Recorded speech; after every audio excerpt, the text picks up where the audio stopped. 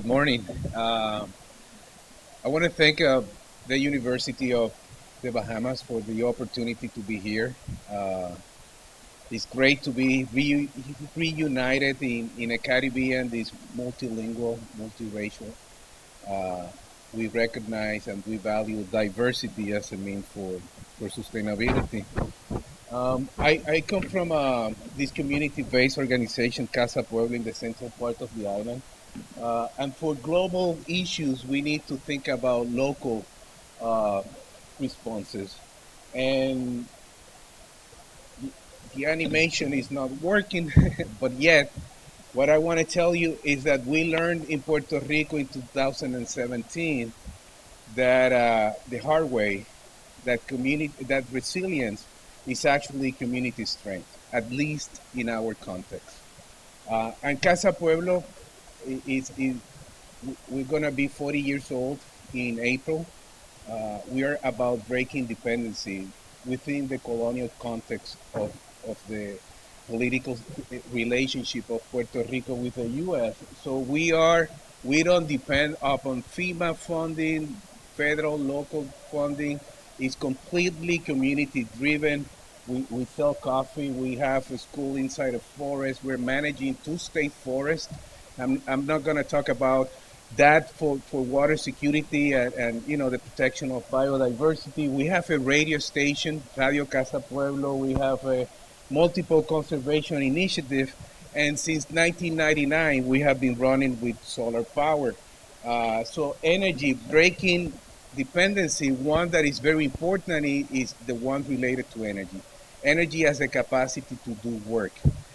In our context, the work that is being done in Puerto Rico, a great amount of that wealth goes out of goes out of our economy just to pay the fuels, uh, petroleum, coal, natural gas, $22,000 million in the first decade of this millennium. It's very expensive, so we're working to pay the money to others in a centralized setup. We have power plants that requires fuel from outside. They need distribution and transmission lines to bring that energy, electrical energy, to the places which that uses that energy. And in the context of Hurricane Maria, this is a photograph of the Caribbean in 2017 when Hurricane Irma was going over the northern part of Puerto Rico. That bunch of clouds after Jose, it was were, became a storm, and within 24 hours, Storm Maria became a Category 5 hurricane. So hurricanes are natural events, but they're very unnatural, related to how hurricanes are behaving in the Caribbean. And of course, we know it's related to greenhouse emissions and global warming.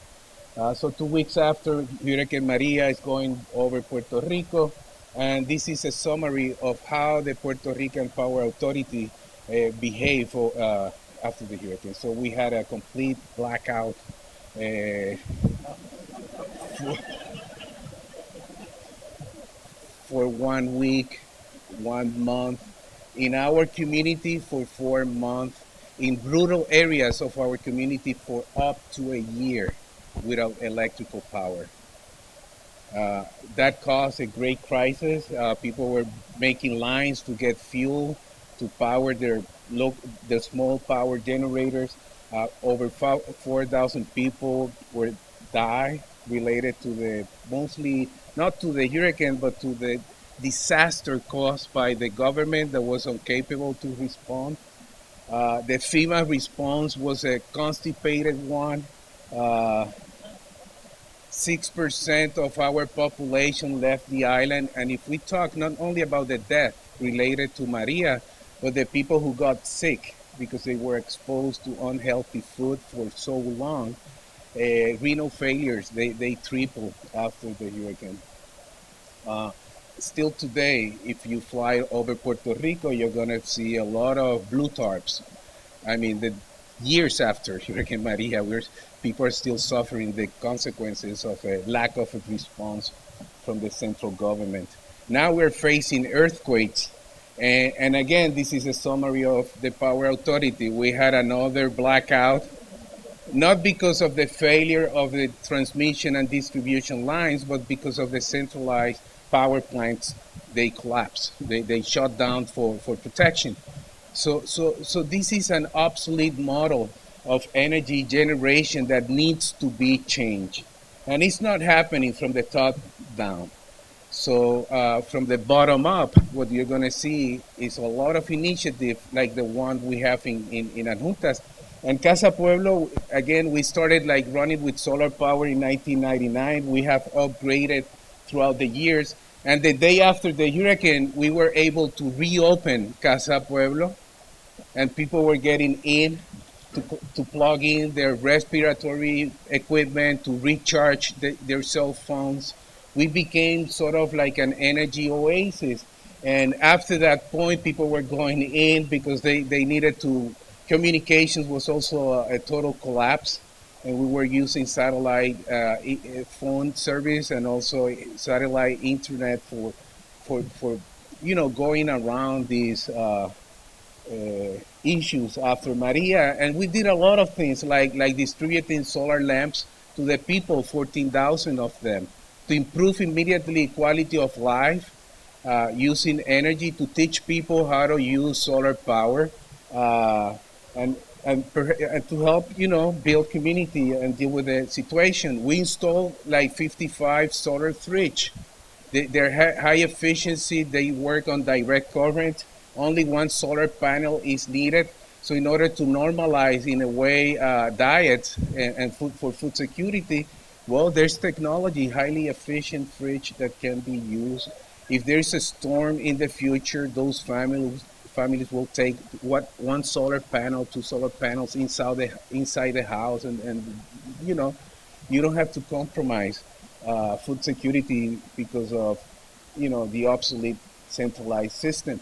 What about health? We installed solar units in homes that needed to run like dialysis equipment, and now those people they have not only after Maria, they're better prepared for the hurricane season. They were better prepared for the hurricane season in 2018, 19, and they're better prepared for the future.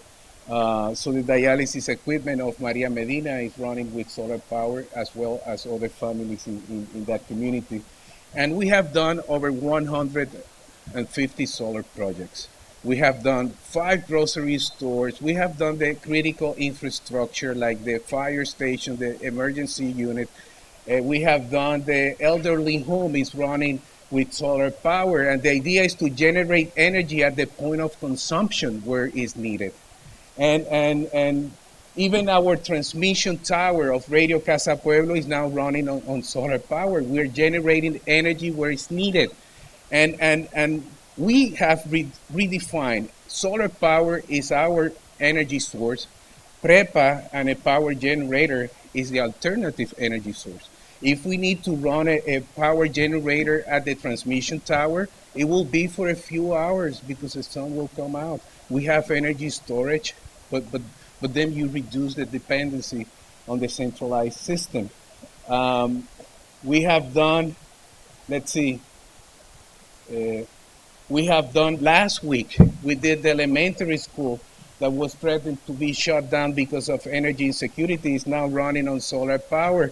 We did 2 more houses in addition to 60 homes that are running with, like Casa Pueblo, with energy security.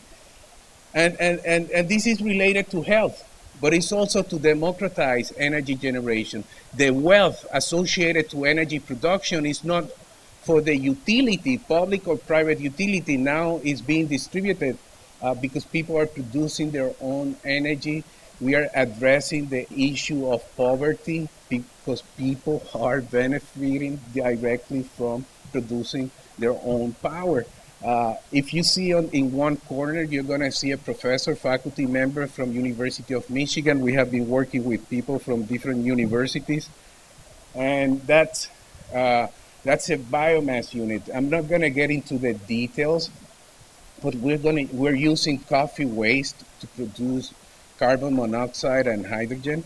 And there's a power generator that we took out the gasoline tank and the carburetor, and now those gases are the fuel. And now we are diversifying. Now we have an alternative energy source that can be used when energy demand increases and so on. Um, and the waste from there goes back to the coffee production and is carbon negative. 50% of the biomass will be transformed into a matter that carbon will be retained in the soil for 200, 300 years. Um, and we have a solar cinema as well. So that solar cinema, we have been showing movies for free for the community. We built that after Hurricane Maria. Yeah, it's for mental health for the children, and we show free solo. I don't know if you have seen this movie, but it won an Oscar last year. Alex Honnold is a professional climber, and he climbed El Capitan in Yosemite Park without ropes. I mean, it's very scary. But we show that at the solar cinema, and it was a total disaster because he was sitting in the middle of the sala, and we knew that he wasn't going to fall out of the rock, so the end would spoil. And anyway, he went there because when disasters happen, different things happens in the community, and there's a threat for disaster philanthropy. But there's some people that their philanthropy is driven from their heart. They want to do good. And he went there because we're working for over a year in a new capstone project. We're going to energize downtown Adjuntas, the central part of the town where the highest energy demand is, where most of the jobs are created, where it's very expensive to operate any business and compete with the Walmarts and other outside stores. So now that downtown Adjuntas is going to be energized, we're going to be generating energy at the point of consumption. All the design phase have been completed. We're going to have energy storage. The business people have been organized as a nonprofit organization. Um, and the idea is that the wealth associated to energy is not going to be for themselves. They're going to enjoy already a reduction in their operational cost because energy will be cheaper for them. So it's good for economic activation. But the wealth that is going to be generated is going to be used for social reinvestment. We're going to generate income from within the community by energizing the highest energy demand areas, and the money that we're going to get is going to be used to help low income families reach energy security as well. So it's for social reinvestment. Energy driving a transformation from within. And what I can tell you is we presented that project last year. Last week, we started the installation of over 1,000 solar panels at that place. So those are the lines for the first 60 solar panels, but eventually it's going to be more than 1,000 ones.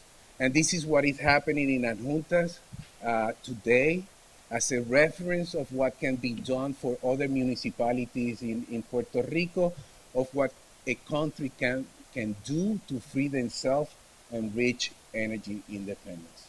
So I want to thank you for the invitation to be here. We have a paper on a scenario journal. Our energy for our country in our context is even more important. Again, because of the colonial relationship of Puerto Rico with the U.S., we need to break our energy dependency as fast as we can. So thank you, and I'm done. Thank you.